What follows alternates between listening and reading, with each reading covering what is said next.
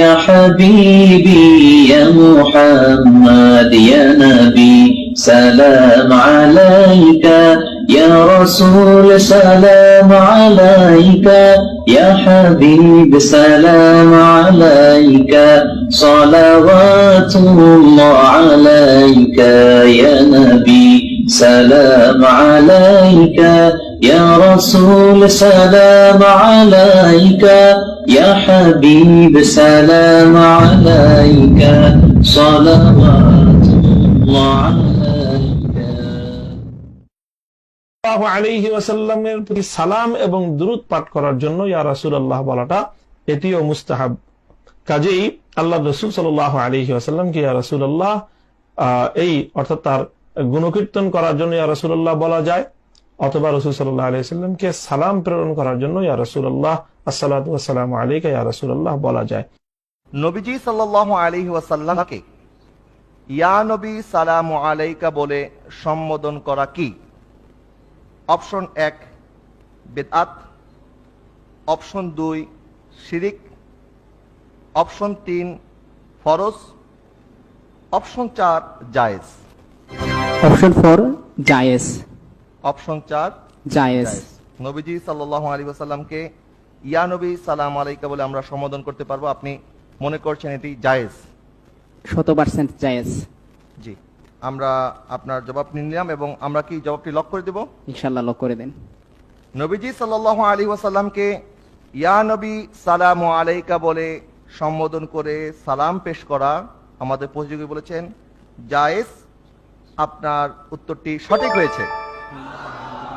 দর্শক, আমরা এই পর্যায়ে এই বিষয়ে আমাদের সম্মানিত অতিথি জনাব আল্লামা হাসান আল আজহারীর কাছে জানতে চাইব যে অনেকে নবীজি সাল্লাল্লাহু আলাইহি ওয়াসাল্লামকে ইয়া নবী সালাম আলাইকা বলে সম্বোধন করাকে বিদআত বলে থাকেন, অথবা অনেকে শিরিক বলে থাকেন।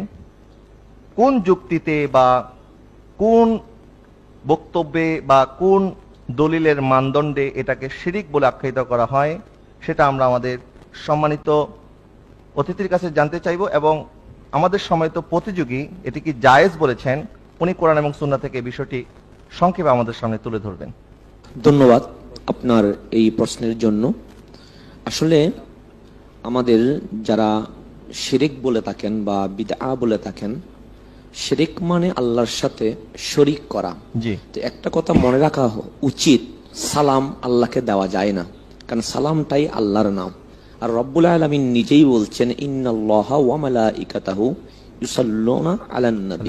যেখানে আল্লাহ রাসূলকে সালাম দেয়, সেখানে আপনি যদি আসসালামু আলাইকা ইয়া নবী সালাম আলাইকা বলেন, এখানে শিরিকের কিছু আসে না, বরং রব্বুল আলামিন যেই নির্দেশ দিয়েছেন সেই নির্দেশের বাস্তবায়ন হচ্ছে। আর একটা কথা মনে রাখতে হবে, আমরা যে নামাজটা পড়ি, যেই নামাজে অন্য কাউকে সালাম দিলে নামাজ ভেঙে যায়, সেখানে আমরা বসা অবস্থায় যে তাহিয়াটা পড়ে থাকি সেখানে আমরা বলি আসসালামু আলাইকা আইয়ুহান নবী। তো আসসালামু আলাইকা আইয়ুহান নবীর যে অর্থ, ইয়া নবী সালাম আলাইকা, একই অর্থ। অর্থাৎ আমি আপনাকে জিজ্ঞেস করলাম কেমন আছেন, এটা যেই অর্থ, আছেন কেমন একই অর্থ। সুতরাং আসসালামু আলাইকা আইয়ুহান নবী যে অর্থ, ইয়া নবী সালাম আলাইকা একই অর্থ। তো সুতরাং এখানে শিরিক বা বিদআত হওয়ার কোনো কারণ আমরা দেখছি না। আরেকটা কথা, শিরিক এটা স্পষ্ট জিনিস, যে কোনো কিছুকে শিরিক করে দেওয়া এটা দলিলে কাতই লাগবে। ওনারা কোন দলিলে বলে থাকেন এটা আমাদের জানা নাই। আরেক আপনি জিজ্ঞেস করেছেন এটা কি, অবশ্যই প্রশ্নের যিনি উত্তর দিয়েছেন জায়েজ, আমরাও বলি সেটা জায়েজ। আরবি সাহিত্যে, বাংলা সাহিত্যে সব জায়গায় দুটি জিনিস আছে, একটি গদ্য আর একটি পদ্য বা কাব্য।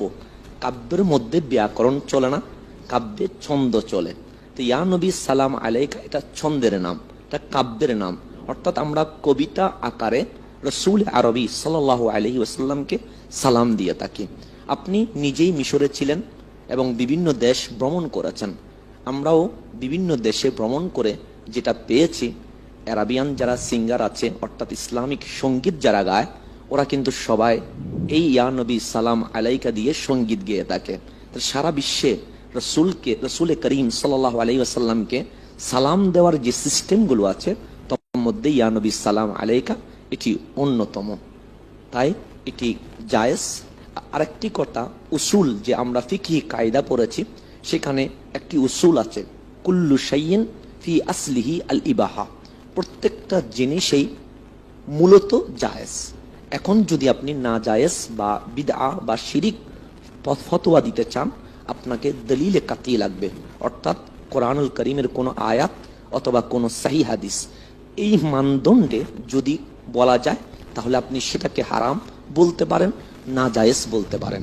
ইয়া নবী সালাম আলাইকা বলা যাবে না এরকম কোনো কোরআনের আয়াতও নেই, হাদিসও নাই, বরঞ্চ আল্লাহ তাবারক ওয়া তাআলা নির্দেশ দিয়েছেন রসুল পাককে সালাম দেওয়ার জন্য, এবং রসুল করিম সাল্লাল্লাহু আলাইহি ওয়াসাল্লাম নিজেই ইরশাদ করেছেন যে আমার উপর দরুদ ও সালাম পাঠ করে না, সে দুনিয়ার জমিনে সবচেয়ে সর্ব উৎকৃষ্ট, যাকে বলা হয় কৃপণ অর্থাৎ বাখিল।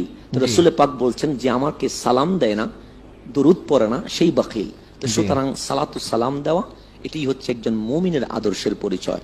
তাই আমরা দর্শক শ্রোতার প্রতি অনুরোধ করব, আসুন যেই নির্দেশ রব্বুল আলামিন দিয়েছেন যে আমি আল্লাহ হয়ে রসুলের উপর সালাম পাঠ করি, দরুদ পাঠ করি, আমরাও উম্মত হয়ে সেই রসুলের উপর সালাম পাঠ করতেই থাকি। জি, আপনাকে অসংখ্য ধন্যবাদ আপনার সুন্দর দালিলিক জবাব দেওয়ার জন্য। অবশ্যই আমরা রাসূল পাক সাল্লাল্লাহু আলাইহি ওয়াসাল্লামকে আসসালামু আলাইকা আইয়ুহান নবিয়্যু যেভাবে নামাজের মধ্যে সালাম দিয়ে থাকি, ঠিক একইভাবে আমরা ইয়া নবী সালাম আলাইকা বলেও নবীকে স্মরণ করতে পারি বা সালাম দিতে পারি।